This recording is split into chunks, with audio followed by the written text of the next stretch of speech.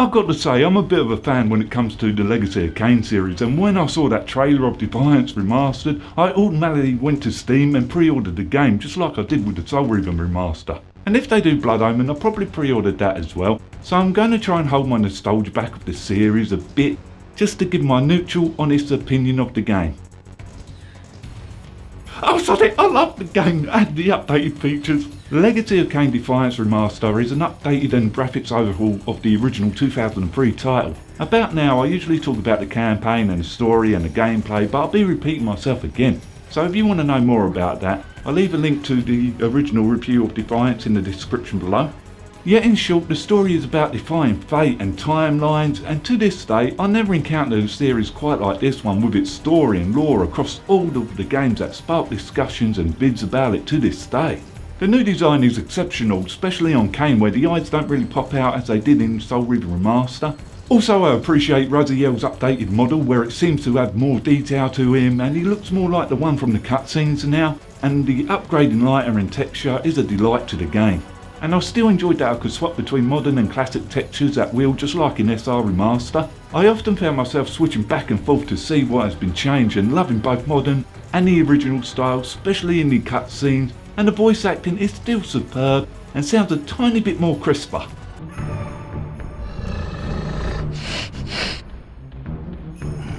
Not possible.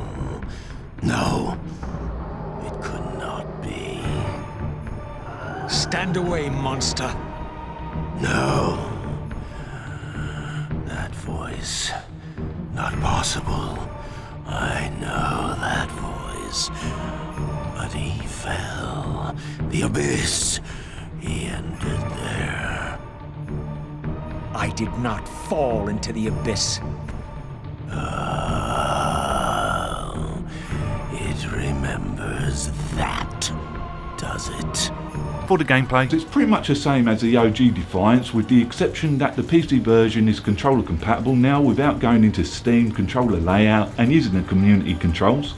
The big change is that there is a third person camera now, what was much appreciated, where I found the fixed camera irritating where it obscured on the platforming parts in the original game.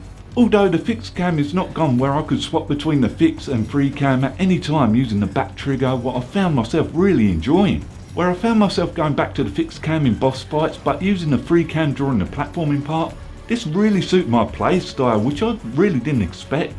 Nevertheless, there are definitely some places that you weren't supposed to see with the free cam, such as the tower where I went to this open view, and then there's this cloud what hovers showing the pillars of Noskoth and its mountains, and to me this just looks weird in free cam.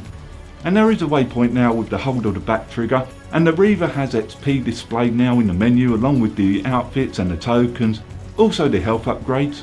I've relished in all the new character skins that I can unlock by collecting these rectangle things throughout the campaign, and the unique art style design of these skins like Noble Kain, back when he was human in Blood Omen. I never thought I would see that character again in 3D. But that's not all, there's one from Blood Omen 2, and then there's Vampire Raziel's form. And that one was a big deal for me, where this was the one from Soul Reaver's intro CG cutscene, minus the wings.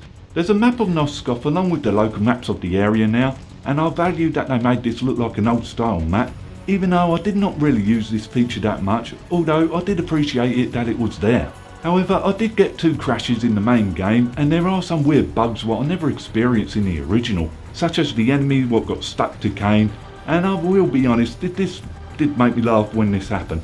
I also love the Dark Prophecy demo on the deluxe version, where it shows roughly what the next game was going to be before it got canned, and this is a little taster of that, what was done, and the stage took me around about 10 minutes to complete or so, and it's all gameplay and there's no cutscenes, except it does have some interesting sights like the Skull Bridge. I think that it was a good addition, and I cherish that I got to explore this area. On the other hand, there is a thing what bothers me a little about this, is that it's locked behind the deluxe version of the game. I also enjoyed that they include the lost levels from the stages that was cut from Defiance, allowing me to explore them just like I did in the Soul Reaver Remaster. And there's this bonus scene called Dark Chronicles, called Kain's Birthday. Okay, it did pique my interest and made me chuckle, and didn't deserve to be this good. I think I watched it about 2 or 3 times in a row.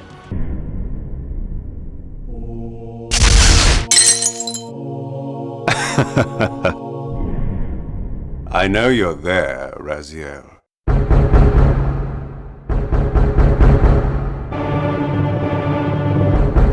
Please.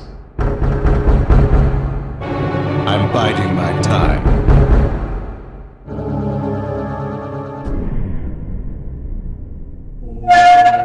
My God. The Hilton. For how long the game is, I would say it's around about the 7-hour mark. So in the end, I'm thankful that I got to play this remastered and playing this title again. So have you played Legacy of Kain Defiance? What do you think of it? Leave it in the comments below. Until next game, I'm off.